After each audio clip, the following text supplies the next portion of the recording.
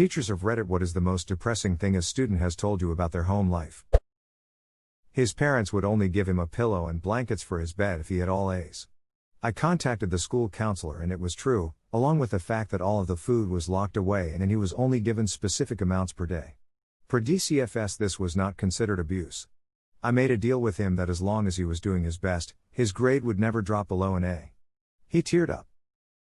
The best I could tell, he only had 2 sets of clothing that he rotated every other day. Sadly, that's also true for me and many of my mates. But yeah, it's not as depressing because we're from a rural area in third world country. Some of my friends under 18 are married, have babies. Some go to work in different states and countries to work for low wage, less than $8 per day, and leave school altogether.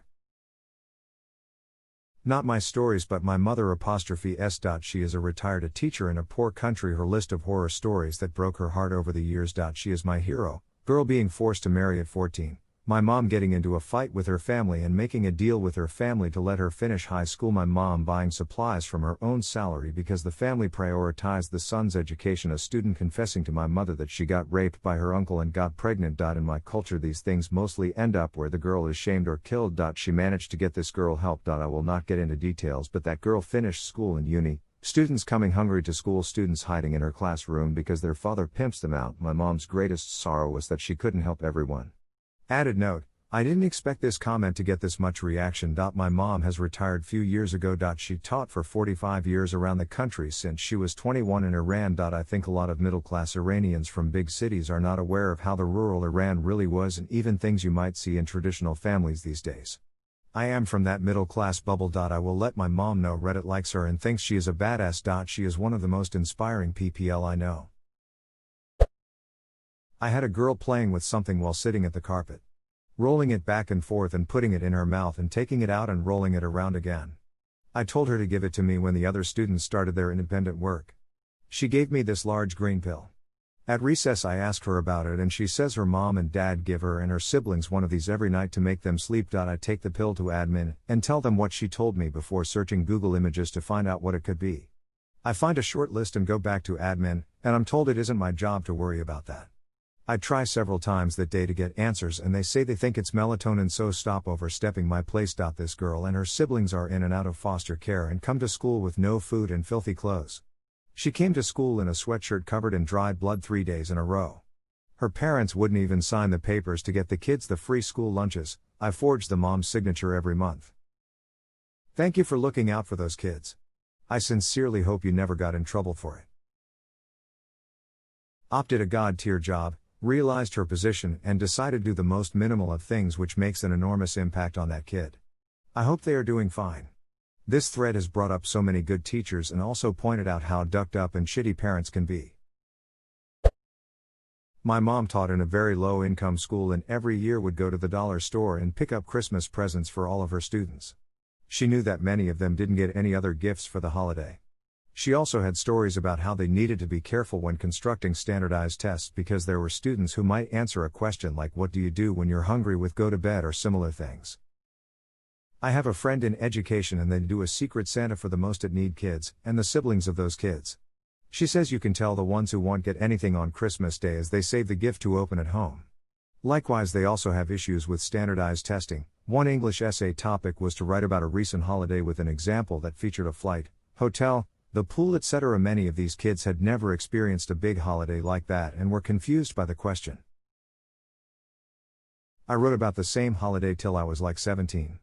When I was 3 we went to Disneyland and I had vague memories of it.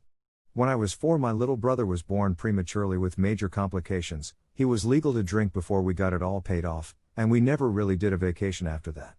I just kept embellishing the story and adding siblings lol. Every week, it lets students earn raffle tickets which would potentially allow them to choose a prize, such as bringing in a show and tell or picking a prize from my treasure chest. Anyways, one day, a student brings in her favorite doll. This leads all the girls to start talking about their favorite dolls. One student privately tells me that she never had a doll before. This made sense because the child was homeless, wore the same dirty outfit nearly every day, often stole from teachers and classmates because she became adapted to survival of the fittest mode, and her parents were out of the picture. That night I went to Toys R Us right after school. The next week I made sure this girl won a prize and stocked my treasure chest with a brand new teacher and student Barbie set. Well, this child picked the Barbie right away. The most touching part about this story was when she asked if she could show and tell her new Barbie. I said sure. At the beginning of her show and tell, she introduced the student Barbie as her name and the teacher Barbie as being my name. I was so touched. This is honestly so sweet, poor girl. I'm glad teachers like you exist. The impact on the child is huge. Had one young man who had strange round markings on his arms I couldn't figure out. Looked a little bit like vaccine scars. Figured maybe some scarification thing from his culture I didn't know about. Live in a melting pot country. We had a pretty good relationship, so I asked him. Nope. Cigarette burns from when he was a baby that had grown up with him. Who the duck looks at a child and decides to put their smoke out on them? Fucking pricks. When I was about 7, I accidentally bumped my aunt's ashtray, didn't even knock it over, let alone break it, just jostled it a little. Apparently this warranted making me the ashtray that night. While she had her smoke in her living room, I was required to stand there and hold out my cupped hands for her ashes. #X200B, I did not cry at her funeral, years later. Don't ever feel sorry for feeling nothing for people like that. It was my first year teaching and the holidays were approaching. A second grade student asked why Santa visits everyone else's home, but skips hers. On Christmas Eve, my father and I played Santa. We dropped off gifts at their home for each child, with of course the permission of the legal guardian's parents were in jail. When I was in second grade, my principal called me into his office one day just to ask me how many siblings I had. I was confused, and when I told my mom, she just assumed it was a question for the free lunch program. But that Christmas Eve my principal dressed up as Santa and dropped off 2 trash bags of toys. My mom cried, because she and my dad had no money that year. I promise you, those presents meant a lot to those kids. Because they meant so much for me. Keep doing what you do. Got a message today about why a student could not come to class yesterday. Sorry I couldn't come to class, there were gunshots right outside my apartment, and I thought I was going to die.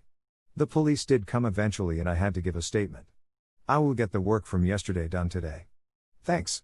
Yeah, you get that extension. It's so very sad that the kid thinks that is the biggest thing that you will worry about, the work that he didn't do yesterday. Poor kid. I've noticed when students encounter trauma, they either dive headfirst into school work as a form of escapism or become completely disengaged, even from their peers. Mental health of students is something I consider with each lesson, especially right now. It's only anecdotal, but this fits. My father abruptly passed a couple of years back. I was in graduate school and my little sister was in her 3rd semester of undergraduate. So we weren't adolescent students by any means. But I dived completely into my coursework as an escape and my sister became completely disengaged, eventually dropping out. I cannot imagine how an adolescent student deals with the death of a parent, along with other forms of trauma. Taught at an inner-city charter school. Had a bright 6th grade girl who started sleeping during my classes, which was not like her. When I asked after school what was up, she told me that her family, her 2 younger sisters, and crackhead mom, moved into the homeless shelter and the last time she slept through the night, all their stuff got stolen. Aw shit, we had a kid like that. He slept every day and the principal told me that the family got robbed at a homeless shelter, so they were squatting in a vacant house. It was his job to stay up all night and keep lookout. He was 12. We let him sleep in the nurse's office. Ada, this was in Detroit, circa 2008. So right after the big crash, there was just nothing. Not that there is ever much frown.